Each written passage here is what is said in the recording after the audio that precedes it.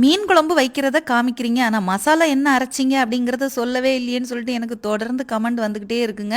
அவங்களுக்கு தான் இந்த வீடியோ. வெள மீன் எடுத்திருக்கேங்க, 4 வெள மீன். இதுக்கு வந்து கொஞ்சம் தேங்காய், துருவின தேங்காய், சீரகம், ஒரு 10 சின்ன வெங்காயம், 3 பல் பூண்டு, மஞ்சள் தூள், மிளகாத்தூள், மல்லித்தூள். மிளகாய்த்தூளும் மல்லித்தூளும் வீட்டிலே காய வச்சு நம்ம பொடி பண்ணது மில்லில் கொடுத்து, மல்லி வந்து நீங்கள் எது எடுத்தாலும் கண்டிப்பாக மீன் குழம்புக்கு வறுத்து போடுங்க, சரியா? அப்புறம் கொஞ்சமாக மிளகு போட்டு தேவையான தண்ணி ஊற்றி அப்படியே மிக்சியில் அரைச்சிட வேண்டியதான். இது வந்து ரெகுலராக அரைக்கக்கூடிய மசாலா தான். ஒரு சில மீன்களுக்கு மல்லி குறைவாக இருக்கும், ஒரு சில மீன்களுக்கு ஓமம் வெந்தயம்லாம் வறுத்து பவுடர் பண்ணி போடுவாங்க. எதுக்குன்னா ஒரு சில மீனில் வந்து வாய்வு இருக்கும், சரியா?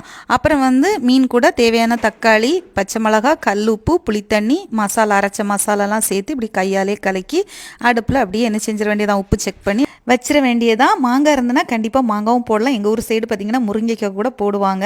இந்த மாதிரி கொதியை விட்டுட்டு கருவேப்பிலை போட்டு சட்டி அந்த மாதிரி அப்பப்போ தூக்கி அலசி விட்டால் போதும். இந்த மாதிரி பண்ணும்போது மீன் உடையவே உடையாது. ஆரம்பத்திலே மீன் போட்டிருந்தோம், கொஞ்சம் கூட உடையவே இல்லை. ஆனால் குளத்து மீன்லாம் இந்த மாதிரி பண்ண வேண்டாம். இது ஒன்லி கடல் மீன் மட்டுமே.